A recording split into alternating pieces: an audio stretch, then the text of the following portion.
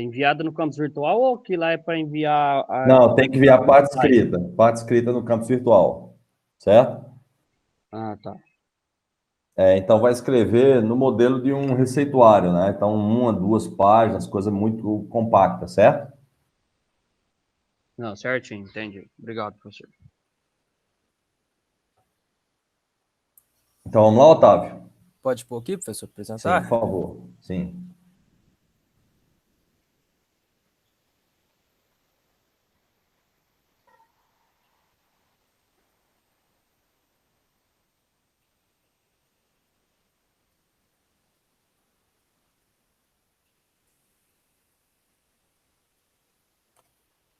Tá dando para ver aí?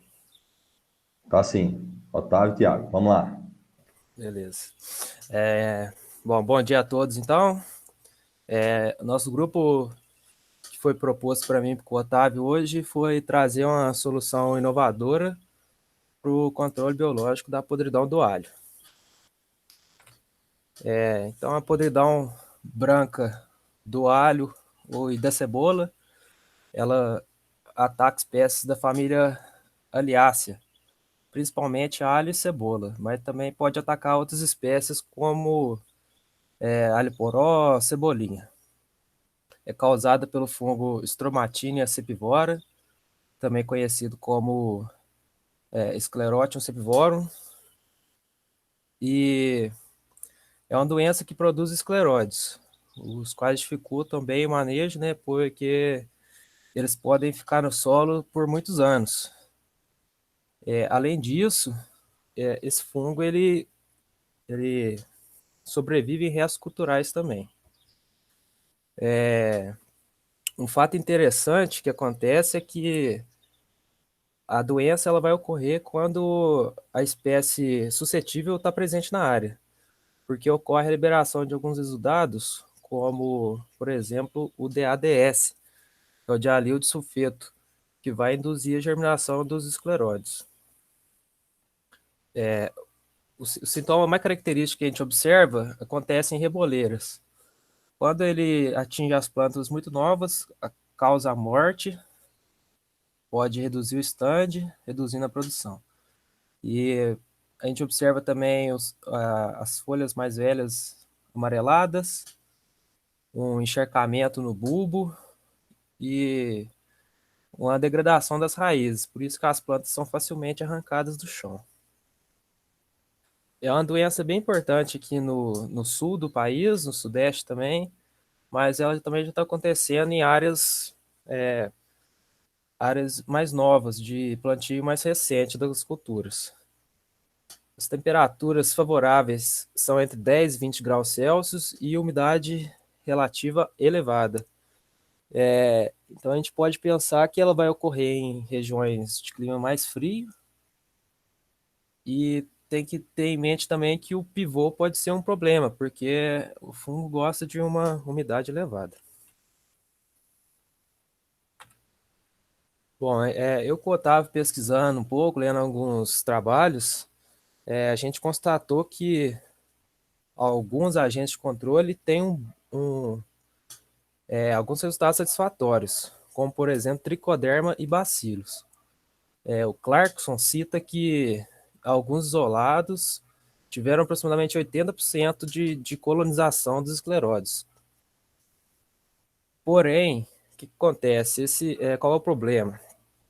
Esses isolados são testados em laboratório. Quando a gente leva ele para o campo, ele não tem a mesma eficiência. Por quê? Porque eles se desenvolvem bem entre temperaturas de 25 e 30 graus Celsius, enquanto que a doença vai manifestar temperaturas entre 10 e 20 graus Celsius, que é um problema para a gente. Portanto, o que a gente busca? A nossa solução seria a prospecção de alguns isolados que sejam mais adaptados a temperaturas em torno de 17 a 20 graus Celsius. Assim, a gente busca controlar a doença quando a temperatura é ótima para ela, que ela vai estar no seu pleno desenvolvimento, e também que essa temperatura seja favorável para o agente de controle, facilitando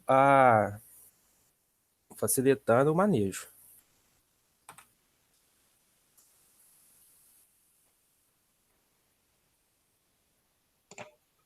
Então, bom dia a todos.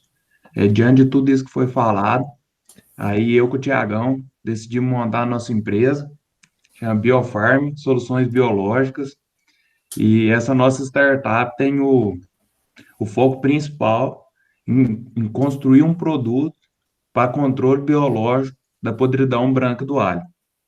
Então, a ideia é fazer um produto eficiente, com baixo impacto ambiental, para atuar nesse nicho específico da produção do alho. A gente fazendo algumas pesquisas, a gente encontrou que não existe nenhum produto registrado como fungicida biológico para o controle dessa doença. Então, de certa forma, nosso produto teria um mercado aberto para ele. E o controle químico isolado também não tem sido eficiente, como o Tiago falou, é uma doença de difícil controle. Então, nós pensamos em começar o nosso mercado em Rio Paranaíba, Minas Gerais, que é uma região que tem uma área plantada extensa de alho e pode ser um mercado bacana aí para nossa produção. Passa aí, Tiago. Então, esse é o produto que a gente desenvolveu, o ProdBio. Então, a ideia dele é fazer com dois fungos específicos, com os tipos de tricoderma e bacilos. Então, a ideia é encontrar algumas estirpes, não sei se é estirpes realmente que se fala, mas desses fungos adaptados à região, com eficiência, para o controle dessa doença na condição em que ela se desenvolve, que seria em temperaturas mais amenas. E após isso, fazer uma formulação do produto que atende a demanda e com bom tempo de prateleira, que vai estar ajudando a otimização da nossa produção e que tenha realmente eficiência em campo, que ele chegue ao campo com qualidade para estar atingindo o nosso objetivo. Ele não é um produto que vai estar substituindo outras práticas de manejo, vai estar substituindo uma aplicação de fungicida, algum outro método de manejo, mas é um produto para estar complementando. A atuação dele vai ser na redução da infecção da área, redução da incidência da doença, com a colonização dos escleróides, tentar diminuir a incidência. Novamente falando, ele vai estar fazendo essa parte do manejo e não vai estar substituindo nenhuma outra forma, uma forma complementar, que vai estar ajudando o controle de uma doença que é muito de difícil controle e que está prejudicando muito aí os produtores de alho. Pode passar, Thiago. Então, depois que a gente conseguir montar o produto, conseguir dar desenvolvimento na empresa, a ideia nossa é buscar parceria com revenda, com empresa de consultoria na região, para estar ajudando a gente a estar levando o produto no campo, porque não basta só a gente ter um produto eficiente, um produto de qualidade, a gente tem que conseguir chegar a ele na mão do produtor, tem que conseguir fazer ele ver o efeito. Então, eu acho que isso é muito importante, a gente estar buscando parceria, fazer teste também, para estar mostrando na prática, mostrando em campo, que existe uma eficiência do produto, que ele é interessante, está divulgando também em dia de campo, em eventos desse tipo, para estar tentando alcançar o maior número de pessoas, e também realizar alguns treinamentos demonstrando como que o produto deve ser utilizado, porque como se trata de um produto biológico, é diferente do que muitos técnicos e agrônomos de campo têm costume de estar trabalhando, às vezes tem costume de estar trabalhando só com fungicida, então um posicionamento técnico errado de um produto biológico, você pode estar prejudicando o produto, então às vezes ele não vai ter eficiência não por causa da eficiência do produto, mas por causa do posicionamento técnico errado. Então a gente tem que pensar que é um organismo vivo, então a gente tem condições de temperatura, de umidade específica para a gente estar aplicando esse produto. Então, a nossa ideia é estar fazendo todo esse manejo aí, tá buscando mais parceria para tentar chegar o nosso produto diretamente no produtor. Pode passar, Thiago. Então é isso. Queria agradecer a todos. E assim, a gente buscou essa ideia, a gente pesquisou um pouco. Particularmente, nem eu nem o Thiago conhecemos muito bem a região e nem temos muita experiência com a doença, mas pelo que a gente pesquisou, parece ser uma alternativa interessante. A gente sabe que já existe uma eficiência muito boa de tricoderma para controle de mofo branco, né, em cereais. Então a gente achou que seria uma ótima oportunidade estar tentando. A gente vê que os problemas entre as duas doenças são um pouco parecidos, então poderia ser uma boa oportunidade. Então é isso, obrigado. Muito bom. Parabéns, Otávio. Parabéns, Tiago. Essa é a ideia, assim, é despertar vocês para o empreendedorismo também. A gente tem muito nicho ainda que pode ser preenchido com empresas de controle biológico com ideias inovadoras, certo? Uma primeira pergunta é, onde vocês vão arrumar dinheiro para montar a empresa? Vocês têm ideia? Aí que tá, né? Vou procurar alguma coisa relacionada a um crédito para abertura, talvez, pode ser interessante. Hoje tem um programa, a Política Nacional de Bioinsumos, eu coloquei o link para vocês lá, vai ter muito dinheiro para financiamento de empresas de bioinsumos, não só controle biológico de doenças, mas controle biológico de pragas e inoculantes. Inoculantes não só Rhizobium e Bradyrhizobium, mas bactérias que possam melhorar a nutrição de plantas, né, possam promover o desenvolvimento, produção de fito-hormônio, enfim. Então, vai ter um campo muito grande de financiamento, alguns até podem ter fundo perdido, né?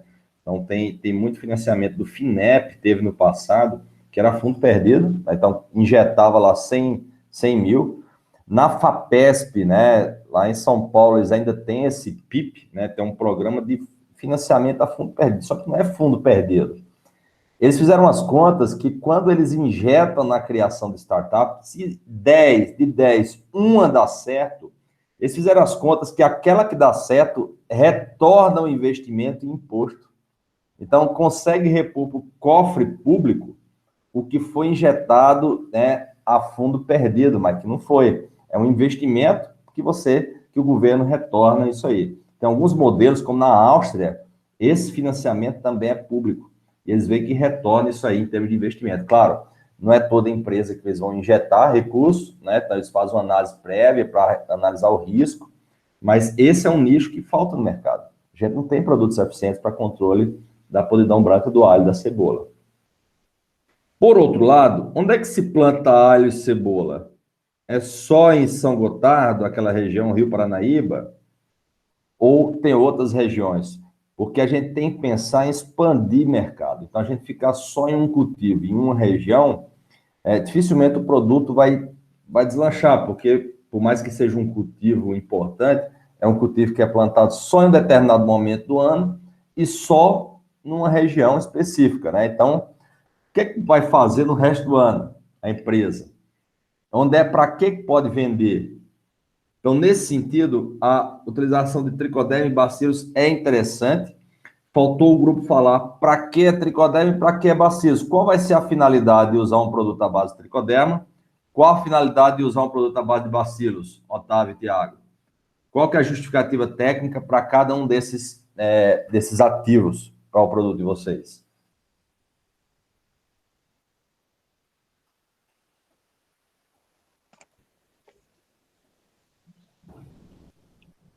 Professor, o tricoderma, a ideia do efeito dele é estar colonizando os esclerótios presentes no solo. Então, está Boa. diminuindo a infestação da área. Agora, a gente viu um pouco dos trabalhos de bacilos também, que ele tem um certo efeito, até alguns, não sei se é exudatos que falam, alguns compostos secundários também que tem um efeito. Eu só não sei se ele tem atuação muito semelhante ao tricoderma, de também estar colonizando os esclerótios no solo. Qual que é o potencial? A gente discutiu qual que é a finalidade do bacismo, qual que é o potencial maior dele. Quando a gente falou de mecanismo de ação, a gente falou, quando a gente falou de controle biológico de fatores habitantes do solo, né? Então, o bacilos tem uma afinidade muito grande pela espermosfera e pela raiz, né? Então, vai ser um colonizador primário. Então, o efeito principal, né? Então, a questão de parasitismo é muito menor do que o tricoderma. Então, o tricoderma ele tem realmente essa característica parasítica. Posso ter bacilos parasitando escleróides? Pode, né? Não é o mais comum. Só que a afinidade pela raiz, o bacilos, ele tem uma afinidade muito grande pela raiz. Então, é como se cada um estivesse atuando dentro de um nicho. Então, por isso que está tendo hoje várias empresas dentro dessa linha, colocando um bacilos e o tricoderma, e mesmo empresas que não tenham um produto que combine os dois ativos, eles recomendam os dois ativos, né, comercialmente, vamos dizer assim. E o embasamento técnico é justamente essa compatibilidade de fisiológica, mas também de combinação de mecanismos de ação diferentes, certo? Então, uma afinidade maior pela raiz e outro parasitando estrutura de resistência. É muito importante pensar a longo prazo. Você tem um foco específico. Mas quais outros cultivos também são plantados no inverno que poderiam ser utilizados esses produtos para controlar outras doenças que ocorrem, por exemplo, em repolho, que é plantado no inverno, canola, que é plantado no inverno, cenoura, né? Feijão, né, de inverno, que dá um preço muito bom, área de pivô. Então, quais outros cultivos, Otávio e Tiago, vocês poderiam pensar em expandir pipeline, ou expandir o seu produto, né, para outros alvos? Tem alguma doença que seria incomum entre todos esses cultivos? Professor, eu creio que, como vai se tratar de um produto à base de tricoderma, ele talvez pode ser eficiente também para outras doenças que vão produzir escleróides, né? Exatamente. Então, essa é a ideia, justamente. Então, você tem que pensar estrategicamente, você tem um alvo, né? Mas a empresa só vai deslanchar se você tiver com inovação. Então, você pegar startups, a base, né, da startup é trazer uma novidade, sempre estar trabalhando com inovação. E não é só fundo perdido, né, de financiamento público. Várias empresas multinacionais reservam fundo para investimento em startup que possam agregar o portfólio deles ou que possam ser incorporados ao portfólio deles no futuro. Então, para inovar, uma grande empresa mede muito risco, né? Então, o que eles preferem? Eles estão injetar recursos, né, numa empresa que tem uma ideia original, interessante, para acelerar essa empresa e, de repente, lá na frente, comprar de novo, né? Isso não é só do ramo agro que acontece isso. Se alguém for fazer um dia uma visita lá na Ambev, a Boêmia, né, em Petrópolis, é muito bacana, é uma visita que eu recomendo. Aí no final eles vendem os kits para fazer a cerveja artesanal. Aí eu questionei o cara, rapaz, você está ensinando os caras a fazer cerveja? Não, ué. Se der certo, se for uma ideia inovadora, o cara estiver fazendo uma cerveja original, a gente vai lá e compra ele, né?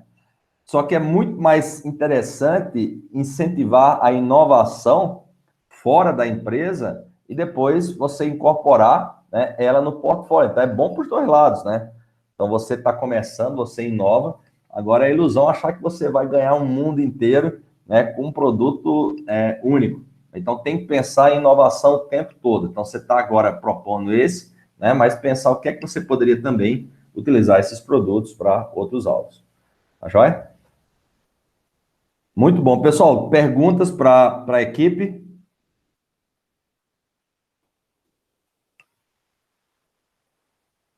Bom, não tendo perguntas, parabéns, Otávio e Thiago. Então, lá no campus virtual, vocês fazem o upload, então, do texto, tá? Em relação ao produto. E vamos para a próxima equipe, então. O Klinger. Beleza, o André vai compartilhar a tela aí. Certo.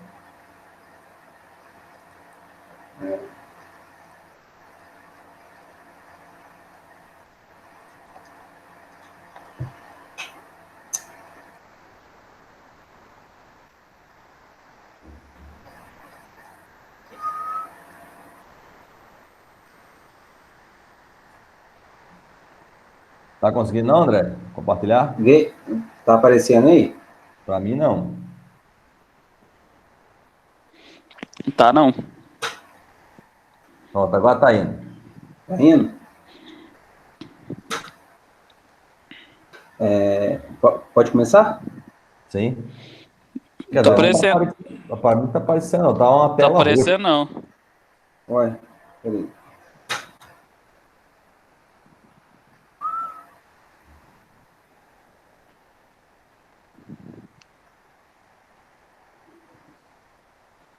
E agora? Agora tá aparecendo? Não. Tá indo, agora foi. Foi? Agora deu. Então, vamos começar, né? Bom dia, pessoal. Meu nome é André. A gente vai começar a apresentar o nosso estudo de caso, né? No caso, é um produtor de feijão no sul de Minas. Está tendo um aumento da importância do mofo branco na sua área. Ele planta feijão de inverno, também soja no verão. E aí, ele visando um manejo integrado, ele quer posicionar produtos biológicos, né? E ele está questionando quais são os critérios para poder recomendar esses produtos, né, na área. Então, no caso, antes da gente poder posicionar qualquer produto para ele, a gente tem que visualizar não só a cultura, mas em si todo o local, todo o ciclo e até as culturas anteriores, né? No caso, é o sul de Minas, as características são média de 700 metros de altitude, né? O clima são amenos, né? Mínima de 14,27. E a precipitação média da região é de 1.400 milímetros. A cultura do feijão, né? Ela é uma cultura muito... André, só clica no hide aí para tirar essa barrinha que está na frente. Clica onde tem escrito hide, beleza. Tá certo, professor, desculpa. Então, na cultura do feijão, ela é muito sensível à falta de água, né? E o feijão mais comum plantado é o fazer aos lugares, cerca de 70%. E, no caso, como você vai plantar, ele planta soja logo em seguida, isso auxilia bastante a doença, né? No caso do mofo branco. No caso do mofo branco, também, a característica da doença, né, é importante você saber o ciclo dela, porque as temperaturas ideais é no caso de 10 a 25 graus, alta umidade, altitudes acima de 600 metros de altitude, né, no caso, e ela tem plantas hospedeiras já registradas mais de 400 espécies, que pode levar até perda de 70% de produção. E no caso, no manejo integrado, né, como eu disse, a gente tem que pegar um histórico da área, no caso, o produtor falou que ele está com esse problema do mofo branco, fazer um monitoramento da área, né, verificar ali os escleróides, indicar para ele, primeiramente, antes de entrar com o controle biológico, uma rotação de cultura, para a gente fazer um plantio direto ali, né, fazer uma formação de palhada, no caso, fazer uma manutenção ali no solo dele, fazer limpeza do maquinário é essencial, né, tanto para entrar na área quanto para sair, para não levar esse patógeno para outra área, e fazer uma escolha de cultivares, né, modificar também, às vezes, o espaçamento que ele utiliza, a densidade de plantio, fazer o posicionamento correto, tanto do químico com o biológico, no caso, e também ficar atento à tecnologia de aplicação. Pode ir, Clínio. Então, bom dia a todos. Dando continuidade ao que o André falou. Para o controle de mofo branco na cultura de feijão, é de extrema importância, não só na cultura de feijão, como em outras culturas que ela também ataca, realizar o manejo integrado dessa doença, principalmente no feijão, que ninguém utiliza sementes certificadas, geralmente são sementes salvas. Então, muitas das vezes, a gente planta o grão, né, em vez de ser a semente, e nesse grão, muitas vezes, vem o escleródio, tanto na semente, na parte externa da semente, como os escleródios também, que podem ocorrer. Além de outras práticas também preventivas para a entrada do patógeno na área devem ser adotadas, não somente controle químico ou biológico isolado. Então, agora falando sobre controle químico e biológico, eu coloquei os dois aqui junto, devido ao produtor sempre utilizar os dois em conjunto, nunca um de modo isolado do outro. Por exemplo, geralmente o produtor infelizmente, ainda não têm a confiança de utilizar só o biológico. E isso também, apesar do biológico ter um controle muito eficaz, muito bom, quando tem uma infestação muito alta na área, quando se utiliza somente o biológico, acaba dando uma patinada. Então, o produtor, de modo preventivo, já conhecendo sua área, a partir do seu histórico de incidência de doença, ele opta por fazer o manejo químico e biológico junto. O controle químico, ele pode ser feito no tratamento de sementes e depois é realizado 2 ou 3 aplicações sequenciais de acordo com o monitoramento e incidência. E essas aplicações entram lá no início do florescimento e é feito de modo a cada 10 a 15 dias aplicado novamente. Já o controle biológico, o que vem sendo utilizado é um tratamento de sementes, depois entra com 2 aplicações, que é em V2 e V4. Os produtos que a gente tem disponível no mercado hoje e que são utilizados é o Bacillus e o Tricoderma, são os mais utilizados, mas a gente também tem a opção de utilizar Rhizobus, Penicillium e Aspergillus para controle biológico de mofo branco. Então, agora entrando propriamente no que foi proposto para a gente, os critérios na escolha de um produto. Quais são os critérios que a gente deve adotar na hora de escolher um produto? A gente tem que procurar um produto que tenha sempre mais de um mecanismo de ação, igual o Flávio citou anteriormente. Desse modo, o seu patógeno consegue não sobressair sobre o seu controle de agente biológico. Falando em outras palavras, nada mais é do que você dar mais condições para o agente de controle biológico. Ele fica querendo dizer, tipo assim, mais esperto. Ele tem várias maneiras de contra-atacar. Além disso, é bom que o produto biológico tenha proteção contra raios ultravioletas e esses raios podem ser refletidos ou então absorvidos seletivamente na faixa de fora dos raios ultravioletas.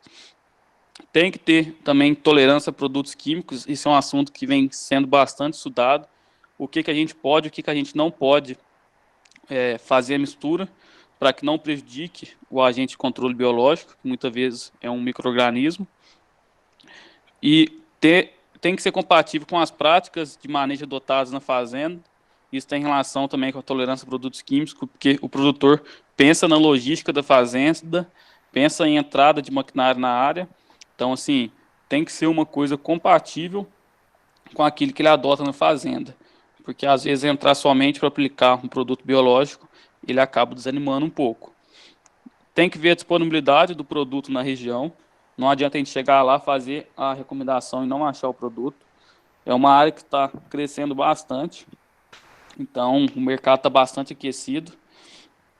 Tem que ter um custo acessível, tem que ser querendo ou não, um custo competitivo com o controle químico, porque senão o produtor vai optar por utilizar somente produto químico, no caso, fungicidas, né?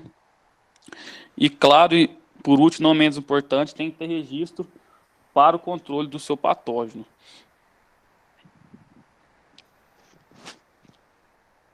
Então, era isso que a gente tinha para falar.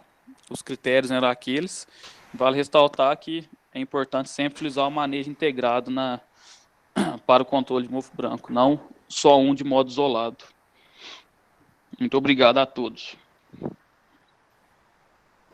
Muito obrigado, André Klinger. Ótima apresentação. Tá? A abordagem realmente é essa. Então, a gente tem que recomendar como uma ferramenta do manejo integrado e saber posicionar corretamente. Então, você apresentou vários produtos, né? Tinha lá 2 produtos que eram da mesma empresa, né? Então, você colocou Trianon e Tricodermil. Qual que é a diferença desses 2 produtos? Professor, eu creio que é a concentração do disponível, né? Na verdade, é exatamente o mesmo produto. O Triano foi uma estratégia da Cooper. Ele não é comercializado pela Cooper, ele é comercializado pela Stoller. É o que eles chamam de second brand, né? Então, a empresa pega o mesmo produto, não, vamos aumentar a capilaridade de venda, a gente dá uma condição comercial e a gente coloca para a Stoller vender para a gente. a Stoller não tem tricoderma no portfólio, ao invés dele gastar dinheiro aumentando o portfólio, vamos fazer uma parceria. Então, eles fizeram uma parceria. Então, o Triano e o Tricodermil são exatamente os mesmos produtos. A diferença é que o Triano ele é comercializado pela Stoller, certo? Então, dentro daquela estratégia que o cliente falou que eu gostei, você tem que olhar o que você tem disponível na sua área. E foi exatamente isso que a Cooper viu. Disse, olha, tem uma região que eu não consigo uma capilaridade de venda, então não tenho distribuidor, mas a Stoller tem. Então, o que é que os caras viram? Vamos fazer uma parceria, né? Colocando uma condição comercial e a Stoller vai vender para a gente. Certo? Então, é exatamente essa a ideia, né? Isso não é exclusividade da Cooper, né? Tem outras empresas que estão fazendo isso. Na realidade, isso já se faz na indústria de química há muito tempo, né? Então, a empresa cria um espelho do produto deles, principalmente quando está encerrando a patente, né, do produto, para poder, ao invés de vir um genérico, você ter uma outra empresa que já vai ter esse produto e vai dar um certo retorno para a empresa que já desenvolveu aquele produto, né? Essa estratégia, Flávio, se for ver, é muito boa para a expansão do controle biológico, porque realmente tem regiões que às vezes tem Stoller, não tem outro não tem Stoller, então acaba ampliando muito a área de disponibilidade do produto. Então, quando você não pode com o seu inimigo, se junta a ele, né? Velho ditado. Então, Exatamente. é a estratégia de soma. Tem um outro ponto que eu queria comentar da apresentação de vocês. Então, vocês posicionaram no TS, V2 e V4. Então, é correto, realmente a gente tem que posicionar logo no início, né? Porque aí você não tem fungicida, ou seja, não entra dentro do mérito de compatibilidade. Então, você tem um posicionamento mais blindado e você vai ter a maior chance de atingir o escleróide. Mas por que TS, né? No TS, o escleróide não necessariamente está ao lado da semente.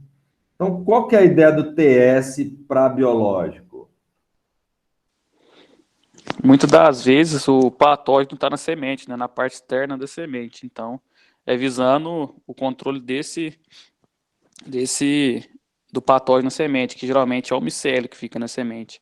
No caso, o mofo branco tem dois tipos de germinação, né, que é a micelogênica e a carpogênica. Então, muitas vezes, aquele micélio branco pode estar ali contido na semente. Então, geralmente, o TS é para controlar o micélio na semente. Posso estar errado, mas eu acho que é isso. Concordo plenamente, Kininja. Então, e eu tinha esse pensamento seu, muito, até eu ir para o campo e aprender na prática a teoria, né? No TS, o melhor produto é aquele que vai fluazinando, certo? E realmente é um produto que, tendo um pouco de inóculo de esclerotínia, esse fungicida consegue eliminar, ou seja, consegue recuperar, pelo menos em parte, a sanidade de sementes.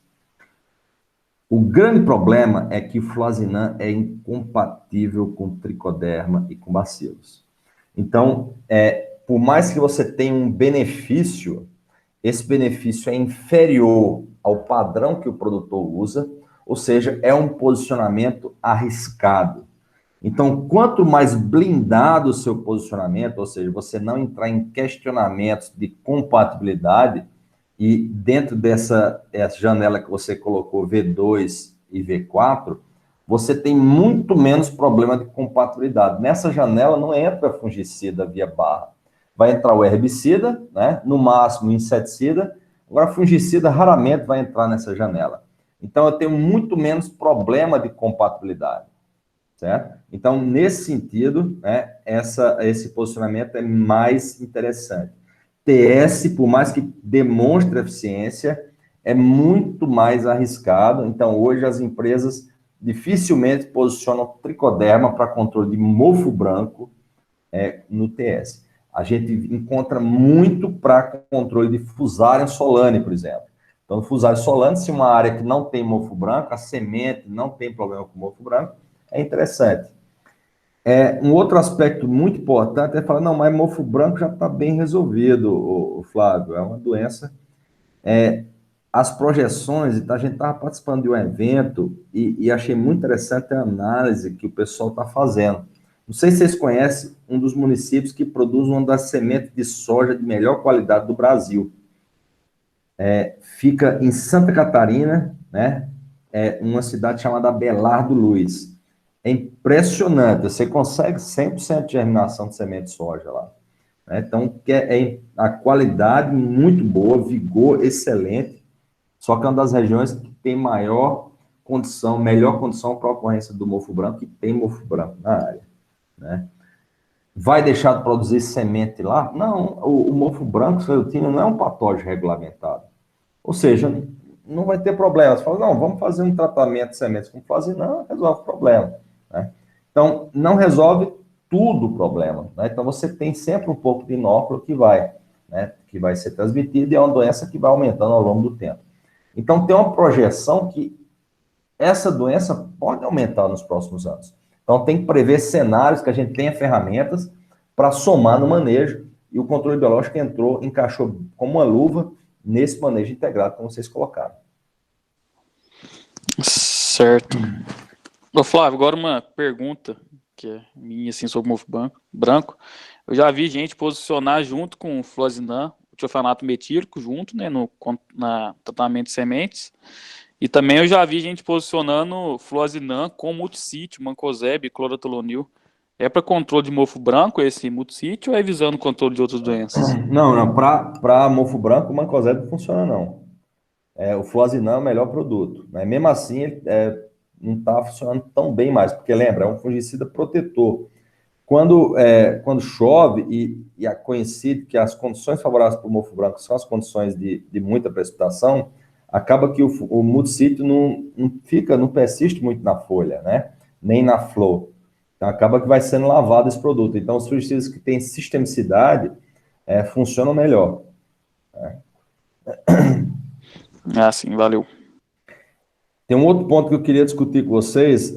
A gente tem, você colocou bacilos, aspergilos e o outro organismo, eu não lembro, era Rhizopus? Isso. E aspergilos, penicílio e rhizopus, que eu já vi que tem então, produtos. Não tem produto comercial, não conheço nenhum produto. Nenhum? Rhizopus é contaminante, inclusive. Aspergilos é contaminante, então tem que ter muito cuidado, às vezes é alguma publicação.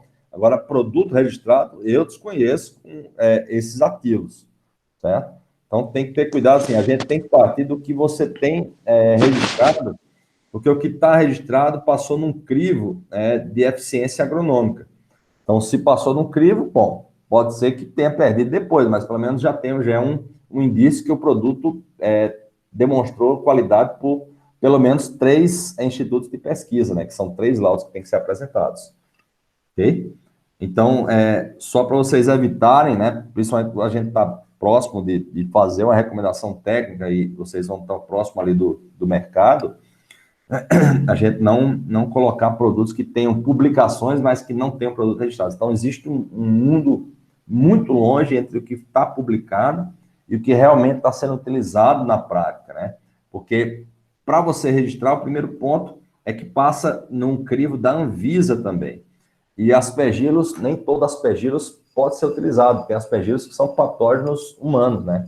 Então, você não pode registrar ele como um defensivo se ele tem risco de ser tóxico ao humano. Né? Então, Rhizopus também, né? Então é um contaminante muito importante. Então, tem que ter cuidado com dados de publicação que não tenham registro, para a gente fazer uma recomendação. Pode até apresentar tipo de curiosidade, né? Mas que não são produtos registrados.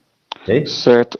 Eu vi isso numa apresentação que o cara fez sobre o mofo branco, mas realmente ele não colocou o nome de produto, ele só citou que é uma opção. Não sabia que para não ser tinha. bem sincero, quando você for falar produtor, nem fala de publicação. Porque ele já vai querer, não, então tem isso, então você me arruma esse produto, né? Então você me arruma esse isolado para a gente multiplicar aqui na fazenda.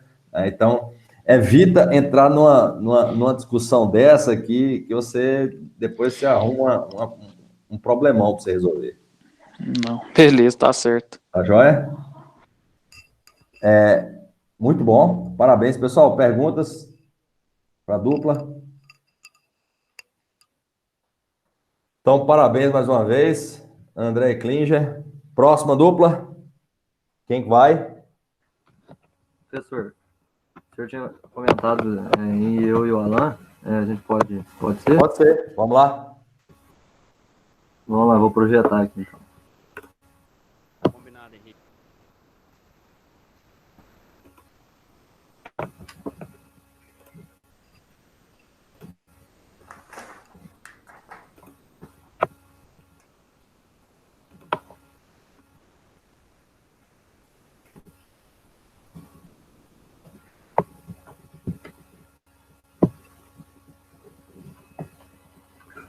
Vocês conseguem me escutar bem? Estão vendo a apresentação? Perfeito. Tá vendo sim, Henrique? Só bota no modo apresentação, por favor, Henrique. Beleza, perfeito. Deu certo? Sim, pode começar. Bom dia a todos, então.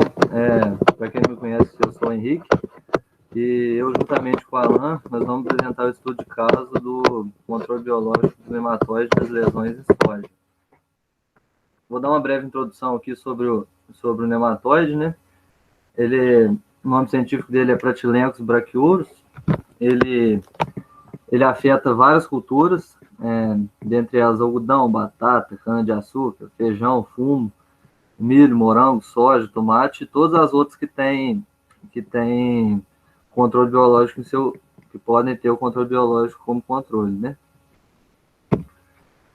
Alguns danos que ele pode causar seria lesões radiculares, né? E essas lesões podem ser porta de entrada para outros patógenos, né? Dentre eles bactérias e fungos, causando necrose, podridões, e geralmente ocorre em reboleiro, não necessariamente, né? Mas geralmente sim. Aqui, o ciclo do nematóide, ele baseia-se em 4 estágios juvenis, dentre eles 3 mudas, né? E o nematóide ataca o sistema radicular em plantas sadias, né? Ele pode ser tanto em estágio adulto ou em estágio juvenil. Então, ele penetra diretamente a raiz, invadindo o córtex. Aí, onde ele invadiu, fica marrom a lesão. Com isso, eles se reproduzem e migram no interior da raiz, fazendo com que os tecidos corticais entrem em colapso e rompam. Com isso, ele pode buscar outra raiz sadia, né? Ou pode causar o estrangulamento da raiz, né? Fazendo ela ter uma morte prematura. Aqui eu vou falar um pouco do controle desse nematóide, assim, já falando desde já que eu não estou fazendo propaganda para ninguém, né? Só estou dando uma sugestão assim para o controle desse nematóide.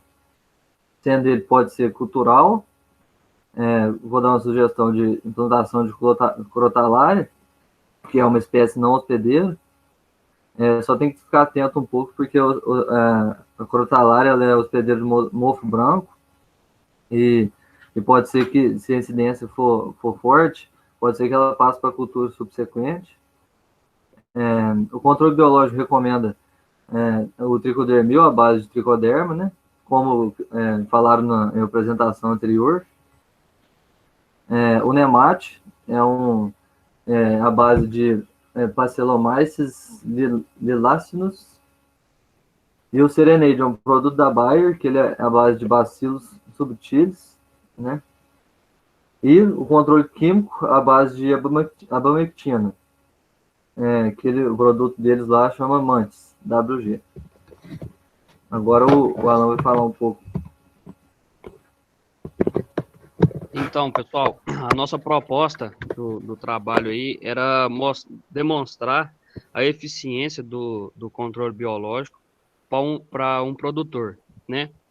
Então, a proposta é demonstrar a eficiência do controle biológico em Pratylenchus brachyurus na cultura da soja.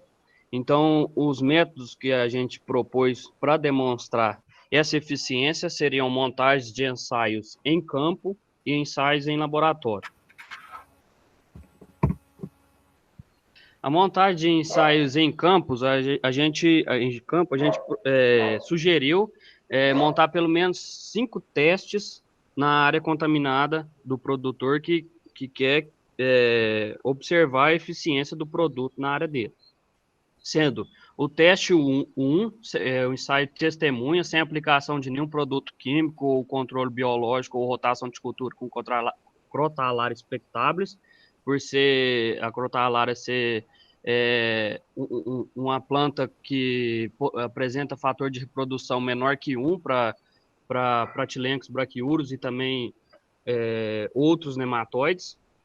O teste 2, sendo o uso de controle químico no nematóide das lesões, é muito utilizado a babectina, né, como controle químico para nematóide.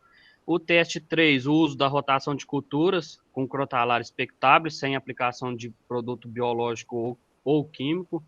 E o teste 4, o uso de agente de controle biológico, com aplicações em horário de temperatura mais amena, no tratamento de semente e no suco de plantio, preferencialmente o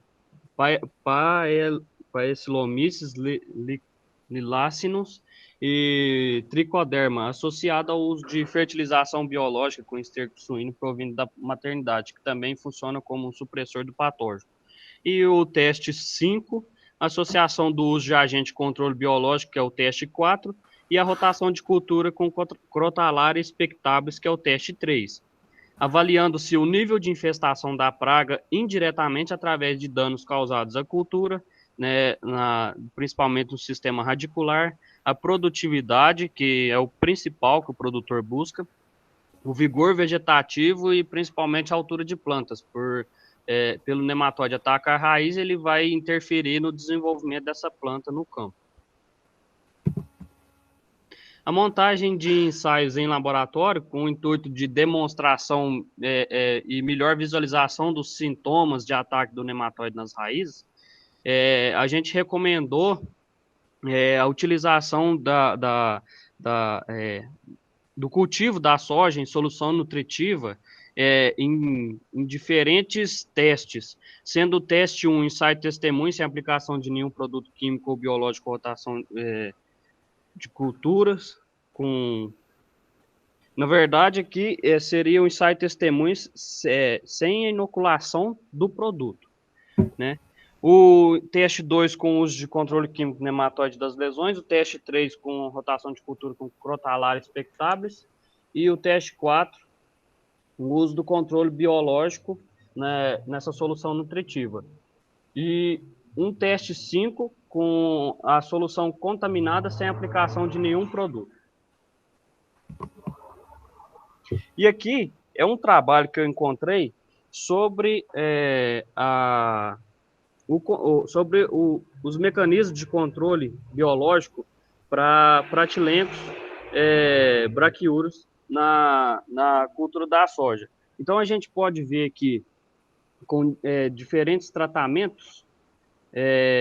Esse WBF aí seria a fertilização biológica, com fertilização biológica, e NBF sem fertilização biológica. Então a gente vê aqui sem a fertilização biológica, a eficiência de controle de todos os produtos aplicados foram inferiores a quando você utiliza a fertilização biológica. E aqui a gente observa uma das maiores eficiências aqui, quando utiliza Bacillus subtilis com aquele agente lilacinum, e aqui também com Trichoderma asperellum, associado ao Bacillus e ao lilacinum, aos 60 e 120 dias após o plantio. Aqui, os efeitos da utilização do controle biológico na produtividade da soja, sendo o número de vargens por plantas na primeira coluna, com 120 dias após o plantio, e a produtividade de grãos esperados pela cultura, 120 dias após a semeadura. E aqui a gente vê a maior eficiência com o Trichoderma asperelo com lilácino, o Bacillus subtilis com lilácino, né? A utilização do Bacillus subtilis, também com eficiência na produtividade, e o terceiro tratamento aqui com os 3 agentes de controle biológico, com elevação significativa da produtividade. Aqui, visando demonstrar o posicionamento dos produtos, né? O produto posicionado somente na semente teve uma eficiência inferior ao produto posicionado na semente e no suco. O produto posicionado somente no suco teve uma eficiência maior em alguns produtos, como o Metarrhizium e o Trichoderma arziano, e o posicionamento em cobertura apresentou uma maior eficiência para Trichoderma e Metarrhizium anisóptero. Contudo, o nosso posicionamento lá, como foi mencionado, seria principalmente na semente e no suco. Então, acho que é isso, pessoal. Se tiverem alguma dúvida, estamos à disposição.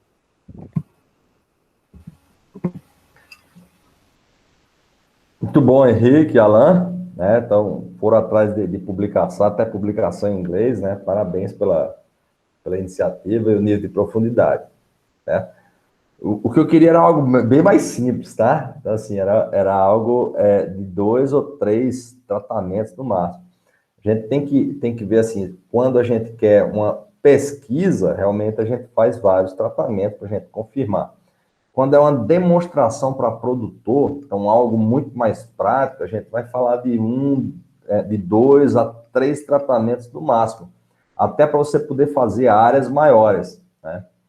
Então, dentro do que vocês apresentaram, o que seria uma recomendação para o produtor? O que pelo que tem publicado, né, o que faz mais sentido? Aplicar no TS, aplicar no suco, aplicar parte dos produtos no TS, aplicar parte no suco, o que no TS e o que no suco, para manejo de pratilencos? Bom, professor, seria aplicação de bacilos no TS, associado ao tricoderma e no suco, ou até em cobertura também, né? A partir daquelas eficiências que a gente pôde observar lá no mecanismo de aplicação, nos métodos de aplicação, né? Seria isso?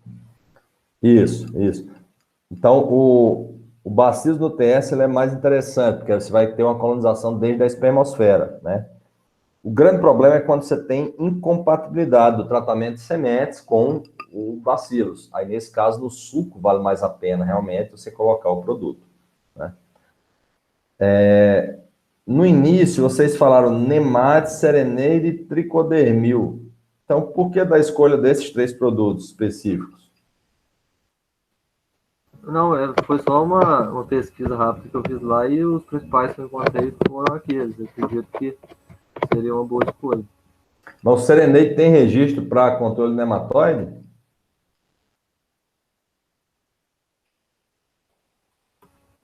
Bom, professor, eu acredito que sim, não tenho certeza agora. Não, o Sereneide ele é um produto para controle de doenças foliares, né? Manchas foliares, tá? Até onde eu sei, ele não tem registro. Ele tem registro para mofo branco, né? Então isso aí eu sei que tem, mas para nematóide eu não recordo. Então pode ser que tenha, porque eles estão fazendo muita expansão de alvo, né? Então pega um produto que já está registrado, que é muito mais fácil se esse produto demonstra eficiência para um outro alvo. Isso acontece muito do feedback do pessoal de campo, né? Então, às vezes o produtor usou, né, para mofo branco, aí não tinha possibilidade de fazer via barra, fez lá via sementes, e é uma área que tinha nematóide, constatou que teve redução. Então, esse feedback do pessoal que está no campo, às vezes contribui para você expandir em termos de alvos. Não estava pensando nisso aí não, mas está dando efeito, aí faz os testes de eficiência e consegue confirmar que realmente tem essa eficiência. Mas... Professor, Oi, Desculpa interromper o senhor, pode concluir. pode falar, pode falar. Eu voltei aqui só para confirmar nos nossos slides aqui, inclusive no trabalho que nós apresentou aí, tem eles testaram o Bacillus subtilis, inclusive com eficiência até em produtividade lá. Se você quiser projetar aí, Henrique, eu tenho aqui também. Como é que eu faço para projetar isso aqui? Eu ponho aqui, pera aí, Alan.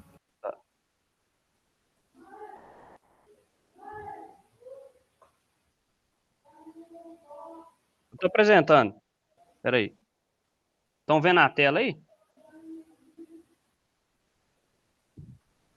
Sim, Vamos sim. perfeito.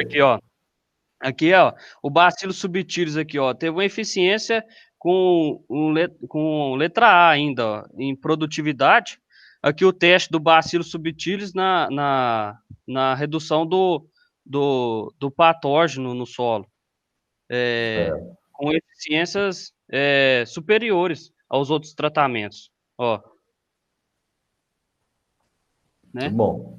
Eu acredito que tem uma eficiência no controle, talvez eles estejam buscando também até o desenvolvimento de algum produto biológico com a base de Bacillus subtilis, que seria o Serenade.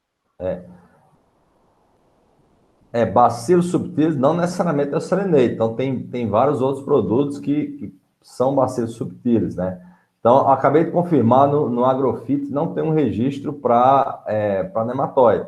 Então, a gente tem um registro para Fusarium oxysporum, forma especial de Lycopes, que é a mosca de Fusarium, Streptomyces cabos, que é a sarna comum, Cryptosporioses perennans, que é podridão olho de boi, Pitio último, que é o amarelão, o tombamento, Alternaria dulce, né, que é mancha de alternária, Alternaria porre, que é mancha de púrpura, Botrytis cinerea, mofo cinzento, Coletóide deosporiose, que é antracnose, Spherotheca macularis, que é o oídio, e Cigatoca negra, que é Microsferella figense.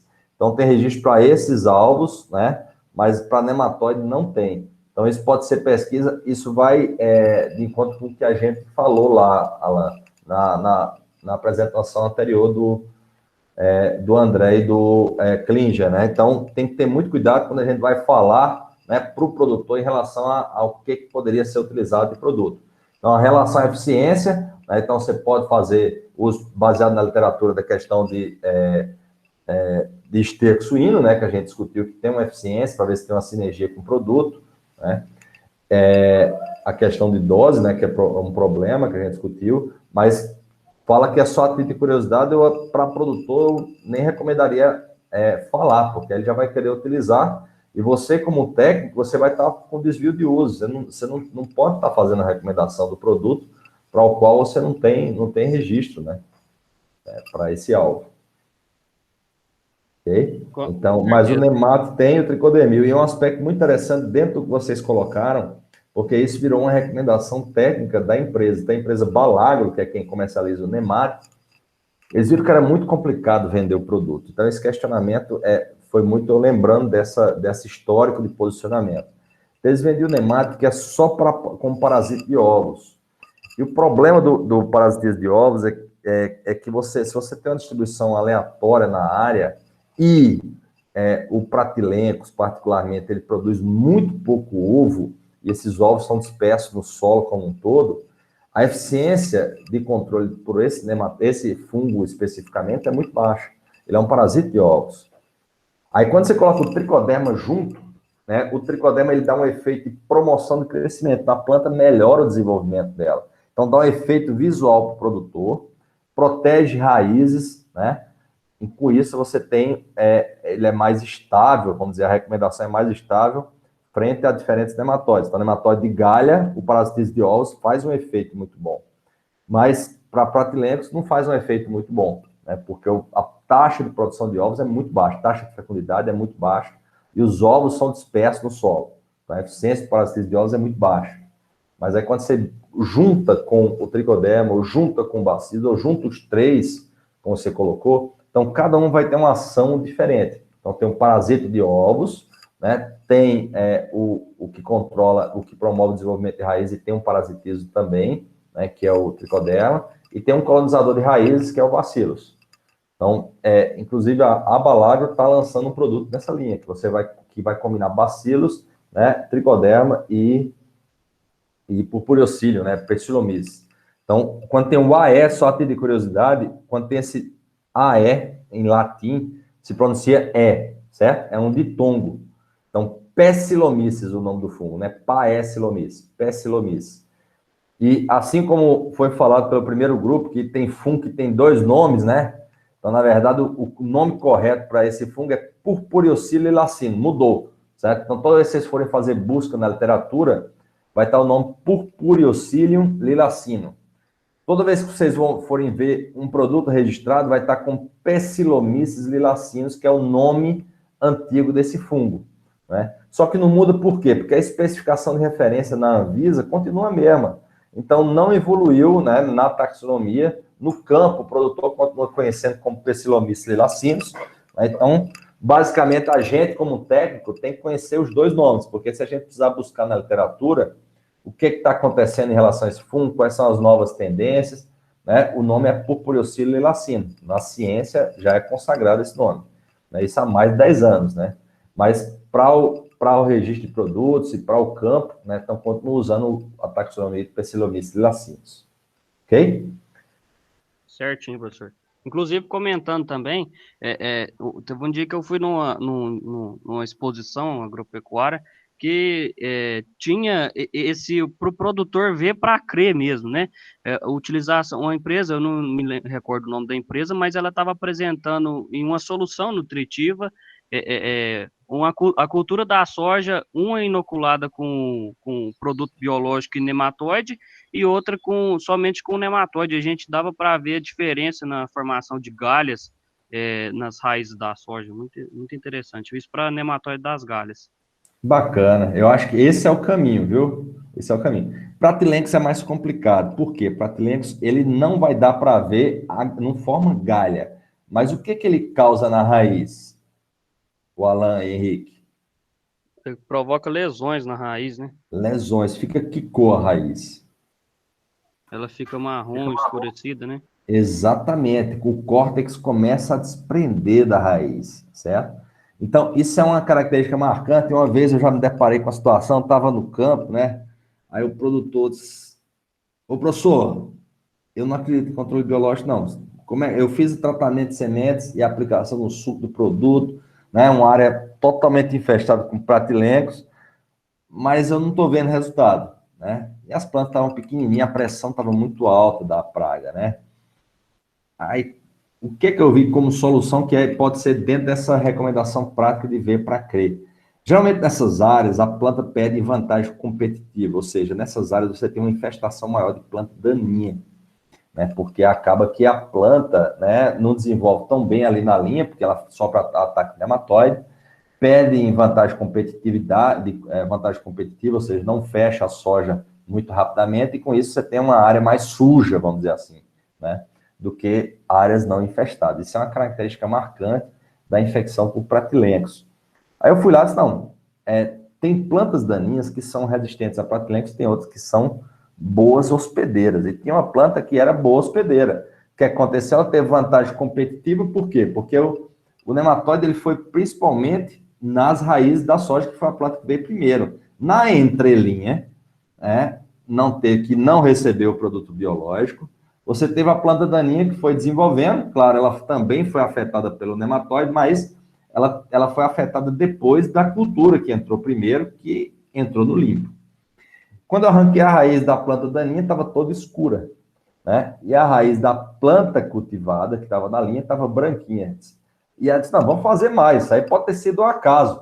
E a gente foi arrancando e a gente foi vendo, né, que tinha essa característica. Quando as plantas, que é muito comum como planta invasora, né, em soja, né, até pela resistência a glifosato, é o amargoso. E o amargoso é uma ótima hospedeira de pratilencos braquiouros, né? Então aconteceu isso, a gente arrancava o amargoso, estava escura a raiz, a soja estava branquinha. Ou seja, estava tendo uma proteção do tratamento biológico. mas você não estava surtindo resultado em termos de desempenho, porque a pressão do Pratilex estava muito alta. Mas dava para demonstrar esse ver para crer é fundamental.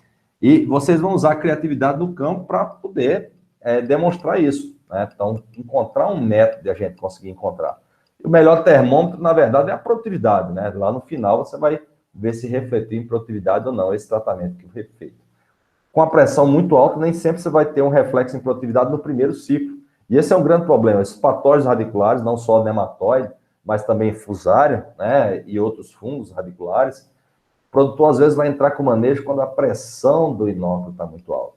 Então, quando a pressão está muito alta, você dificilmente consegue resultado a curto prazo. Então, não pode esperar a gente ter uma pressão de inóculo muito alta para a gente iniciar com o manejo. Joia? Certinho, professor. Professor, eu tenho uma dúvida também. Em áreas infestadas de nematóide, o controle biológico deve ser sempre adotado ou chega um momento que eu consigo dar uma erradicada no nematóide e não preciso mais utilizar produtos para controle? Boa pergunta. Está me inspirando para a prova. A prova já está pronta, já está liberado lá para vocês, tá? O que vocês poderiam responder dessa aí? Alguém poderia responder essa pergunta do Alan? Tem alguma sugestão? Pessoal, patógeno radicular não consegue eliminação. Você vai trabalhar sempre com a convivência, certo? Então, você vai trabalhar com a redução na pressão de inóculo, aí você tem que somar todas as ferramentas de manejo possíveis e vai trabalhar com a manutenção. O que é a vantagem competitiva do controle biológico em relação ao controle químico do nematóide, o uso do nematicida? A resistência, professor? Não, resistência não é relatado em nematóide. A gente tem muito pouco relato na literatura de perda de eficiência de nematicida químico. O grande negócio é que o nematicida químico ele atua imediato, atua choque, né? Então, quando você faz um tratamento de sementes, o produto ele vai saturando a solução do solo. Então, ao redor da semente, você vai tendo aquela solução do solo que vai sendo saturada com o nematicida químico, ou seja, qualquer nematóide que entra dentro desse bulbo de ação do nematicida vai morrer. Morre tudo. Eu só tenho nematóide próximo ao onde eu coloquei a semente ou eu tenho uma distribuição meio que uniforme ali na área, principalmente com os tratos culturais? Essa distribuição é uniforme, né? Então, eu tenho, claro, uma maior concentração ali onde eu tenho raiz, mas esse nematóide ele vai se distribuindo com enxurrada, né? Então, com maquinário, a gente vai tendo a redistribuição na área como um todo. Então, o que acontece? Acabou o residual, e o residual do nematicida vai durar 12 a 15 dias. Acabou aquele residual, os nematóides começam, que eclodem, eles começam a penetrar na planta, porque acabou o residual. Então, isso é fato, né? Depois que acaba o residual, você começa a encontrar populações de nematóide muito altas lá no final do ciclo da cultura. Então, você tem uma ação de choque, não mata 100%, além de que você tem uma recolonização pelo nematóide nas raízes, né, durante o ciclo da cultura e vai aumentando o inóculo novamente. O biológico, né, principalmente se ele tem uma afinidade pelas raízes, ele vai colonizando a raiz enquanto tiver nutriente, né, então ele vai ficar ali em associação com a raiz. E a ação dele não é tão forte no início, não satura a solução do solo rapidamente, mas ele vai aumentando em população ao longo do desenvolvimento das raízes. Então, é uma ação complementar. Dá para enxergar? Então, você tem uma ação do nematicida químico rápida, forte no início do plantio, e uma ação do biológico lenta, fraca no início, mas que vai aumentando à medida que você vai tendo mais suprimento nos exudatos radiculares. Então, isso é um complemento interessante quando você tem alta pressão. A vantagem competitiva do biológico também é a seletividade. Então, ele preserva outros organismos e outros nematóides que estão presentes no solo. Então, o mínimo de nematóides são realmente parasitas de plantas. A gente tem nematóide predador no solo. É muito pouco estudado isso, né? Mas isso é fato. A gente tem nematóide que preda outros nematóides, né? Com isso, a gente vai ter esse controle acontecendo lá no solo, ok? Então, se a gente coloca um produto que tem melhor seletividade, então, quando a pressão de inóculo está baixando, e a gente já viu isso muito, produtor fazendo, então, ele usa uma dose preventiva. Então, vamos fazer o tratamento, né, para a gente garantir que vai manter as raízes, né, sadias ali no sistema, ok? Então, esse ter sido adotado pelos produtores que já tiveram problema, principalmente, para evitar que a pressão do nematóide aumente novamente. Então, faz uma manutenção além do tratamento de sementes. Só dá benefício de controle da doença? Então, esse é um questionamento que o produtor sempre faz. Não, mas se eu não tenho nematóide, se eu tenho baixa pressão, para que eu vou usar? Então, isso tem sido trabalhado também pelas empresas, a questão quanto vai melhorar em solubilização de nutrientes, né, o quanto vai melhorar em sinergia com inoculante, por exemplo, né, quanto vai melhorar com pegamento de vagens, né? Então, outros fatores têm sido muito trabalhado isso, né, pelas empresas de controle biológico. O que é que tem de proposta de valor, vamos dizer assim, com a adoção preventiva do controle biológico, mesmo quando eu tenho baixa pressão do nematóide. Ok? Pessoal, vamos para o próximo, então? Ricardo? Professor, eu e o Matheus podemos apresentar? Quem? Eu e o Matheus? Pode ser, tanto faz. Tá, eu vou compartilhar a tela. Vocês estão conseguindo me ouvir? Perfeito. Aham.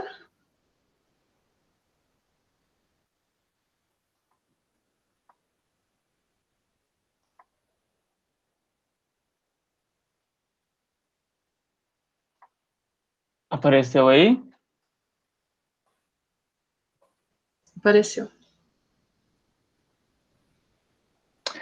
Bom dia, gente. Nosso trabalho Bom- é Bom dia, gente. sobre resíduos na suinocultura. Eu sou o Matheus. Eu sou a Thaís. E nossa proposta é apresentar uma estratégia de desenvolvimento do esterco suíno que possa livrar o produtor do resíduo e agregar valor ao seu sistema de produção animal. Considere o desenvolvimento do produto à base de esterco suíno para as diferentes realidades de cultivo: grãos, milho e soja, hortaliças, tomate, batata, pastagem, braquiárias e frutíferas, goiaba e pêssego. Cada vez mais se vem aumentando a necessidade de utilizar fertilizantes na agricultura. E o aumento de custos teve um papel importante nesse desenvolvimento de técnicas, né, para aproveitar os resíduos na suinocultura como uma forma também de economizar e livrar o produtor desses resíduos. Então, um grande desafio para isso, né, para esses criadores de suínos, é conseguir produzir em grande quantidade e, ao mesmo tempo, atender às exigências sustentáveis. Para que ocorra essa reciclagem de resíduos, é necessário também que haja um destino correto para eles. Por isso, o nosso grupo escolheu a compostagem e o biodigestor suíno como estratégias de desenvolvimento desses resíduos. Bom, a compostagem. Primeiro, o que é a compostagem? Compostagem é uma técnica relativamente simples que promove a umificação dos resíduos orgânicos por meio da ação de micro-organismos. E tem por importância econômica, pois recicla os resíduos que seriam perdidos ou queimados, proporciona oportunidades de trabalho, diminui a utilização de fertilizantes químicos e, além desse processo, auxiliar também na destruição de sementes de ervas daninhas e dos patógenos presentes nos resíduos orgânicos. E esses resíduos, o biofertilizante gerado a partir da compostagem também confere resistência à planta. E como a compostagem é feita?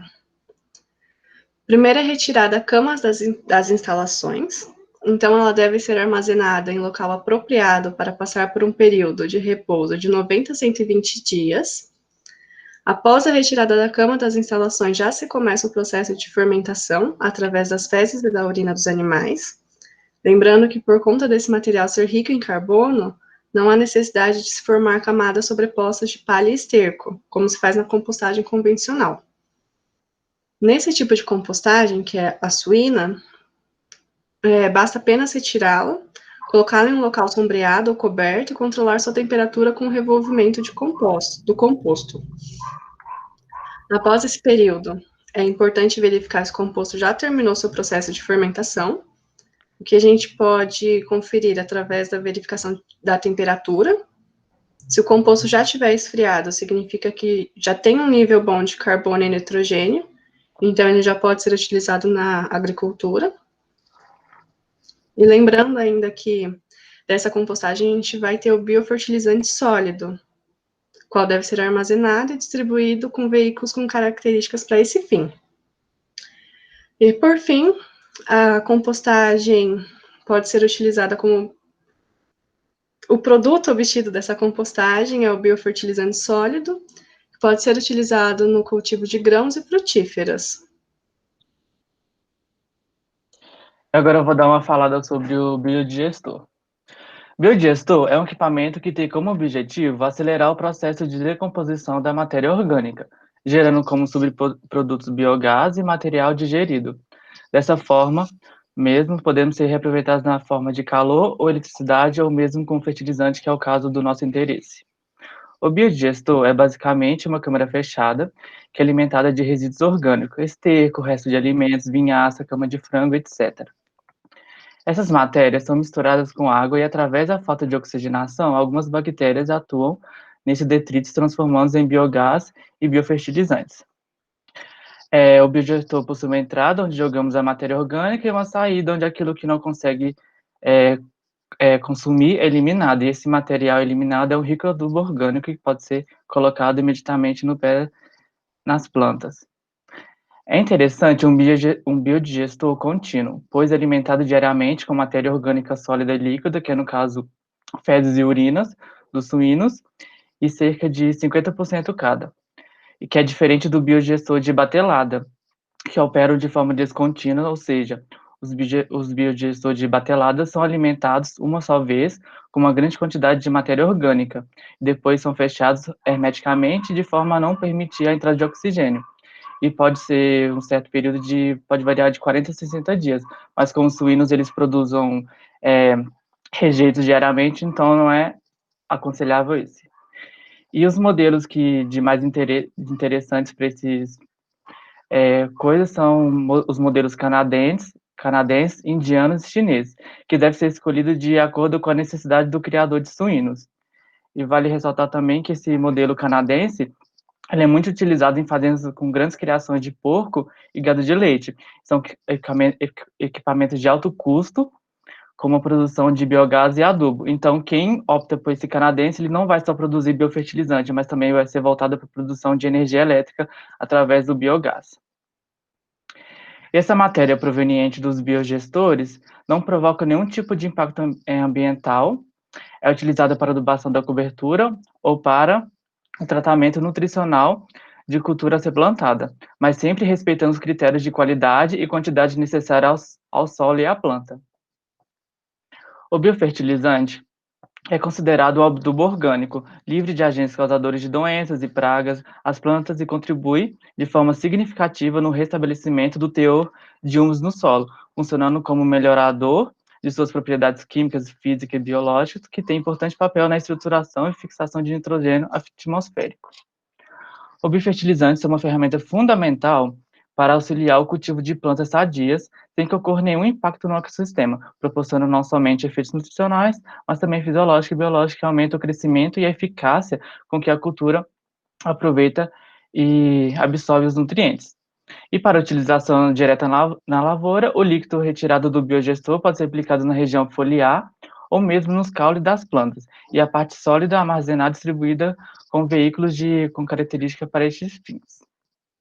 E eu li dois artigos que falam que os biofertilizantes contêm células vivas ou latentes de micro-organismos, bactérias, leveduras, algas, protozoários e fungos filamentosos, metabólitos e quelados organominerais.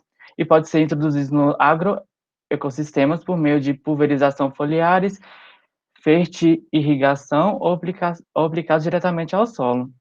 Além disso, a comunidade microbiana presente no biofertilizante é diversificada e colabora com a introdução de organismos benéficos para as plantas e para o agroecossistema. Então, praticamente, ele vai melhorar os organismos, a quantidade de organismos benéficos e impedindo que os patógenos, fitopatógenos se cresçam ou se desenvolvam em quantidades que possam prejudicar a planta.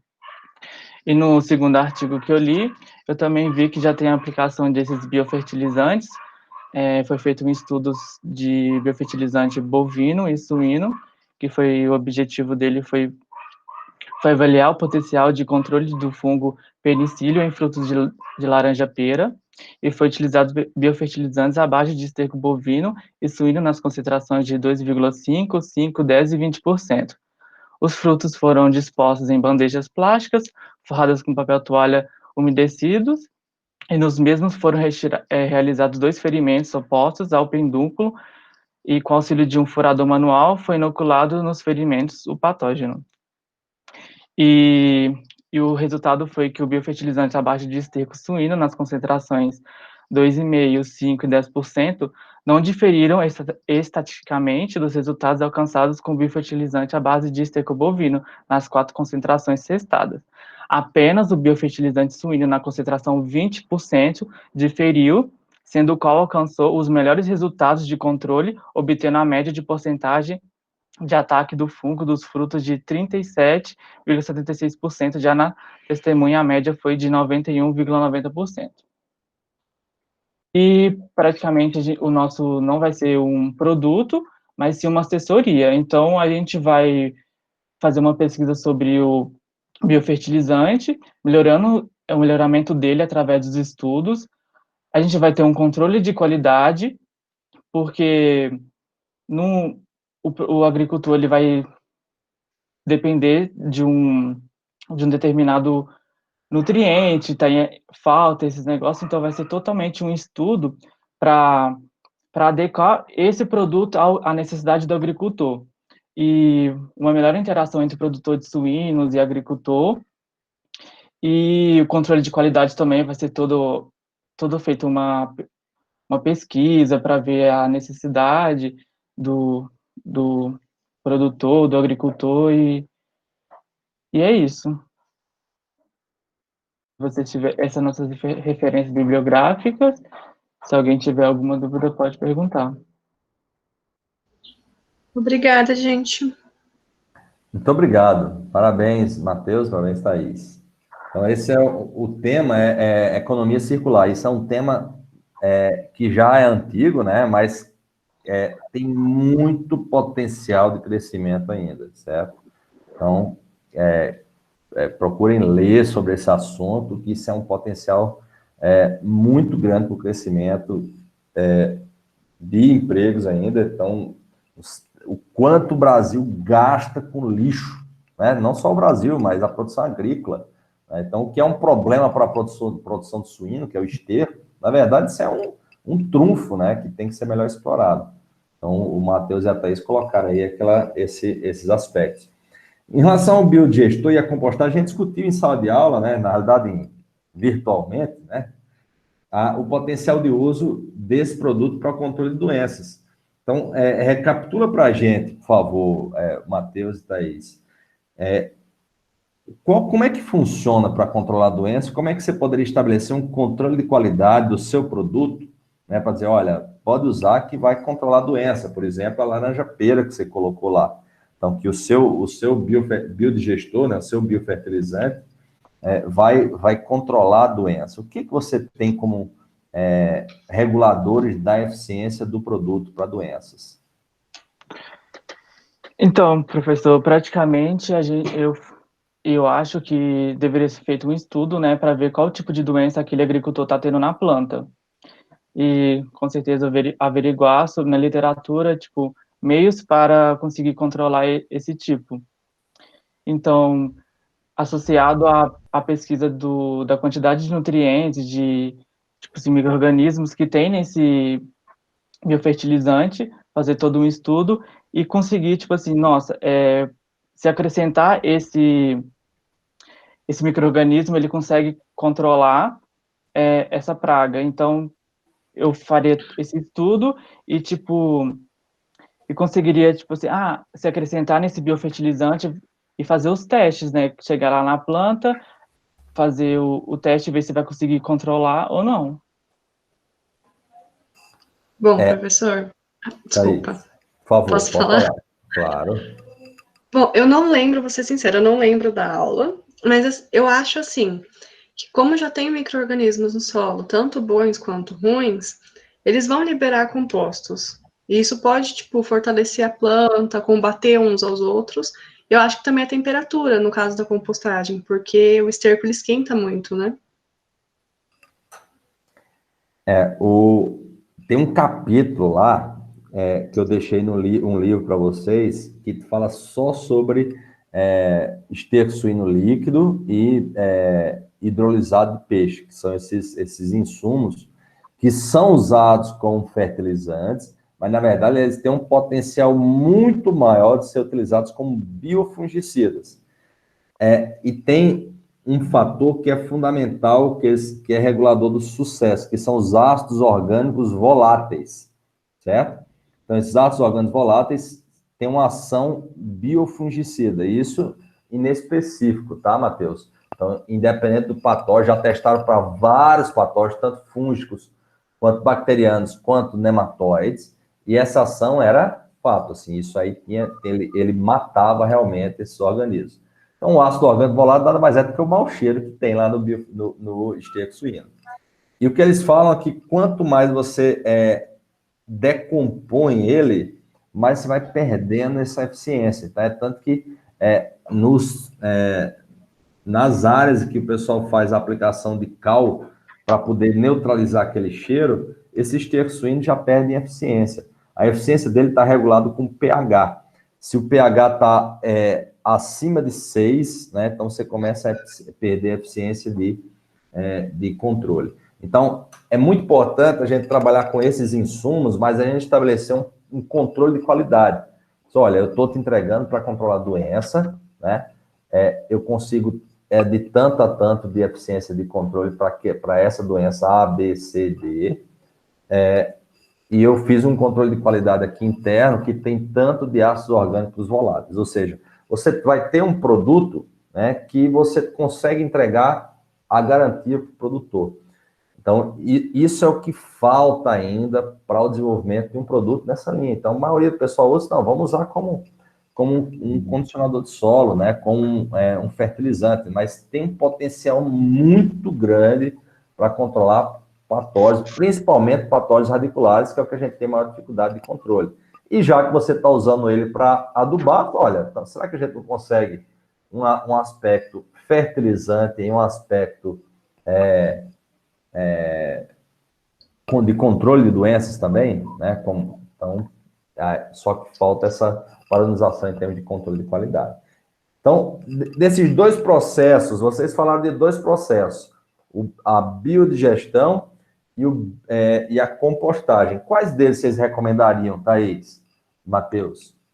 Olha, eu vejo assim, como a compostagem demanda uma certa, tipo assim, você coloca lá e demora de 120 dias para depois você conseguir esse produto, mas os suínos, eles defecam, tipo assim, todo dia. Então, eu acho que o biodigestor, eu acho que ele é melhor ainda, porque se o cara tiver um dinheiro a mais, ele pode investir nisso e ainda conseguir obter o biogás, né? Então vai ser uma renda além do biofertilizante. Então ele pode focar não só no biofertilizante, mas também no biogás que consegue ter uma renda maior. E futuramente ele constrói uma compostagem, um negócio assim, mas eu acho que o biodigestor é mais interessante.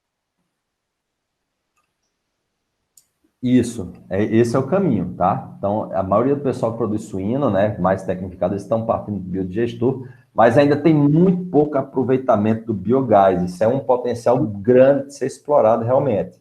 Né? Então, você falou, e a mão de obra para você revirar a pilha, né, de compostagem, você tem que ter também um material rico em carbono para você fazer a mistura e você garantir um processo de compostagem mais efetivo, então o biodigestor tem sido preferido realmente, né? Então, até para a gente aproveitar o gás também. Ok? Ok. Mais uma pergunta para a equipe, pessoal? Muito bom, parabéns. Aí não esqueça de fazer o upload lá no sistema, tá? Se vocês ainda não fizeram. Tá bom. Deixa eu pensar. Pessoal, eu queria propor da gente fazer um intervalo de 5 minutos para tomar uma água e a gente retorna. A gente foi com metade das equipes já foram aqui. A gente vai ter a outra metade agora no segundo bloco. Pode ser? Então, 5 minutos a gente já retorna.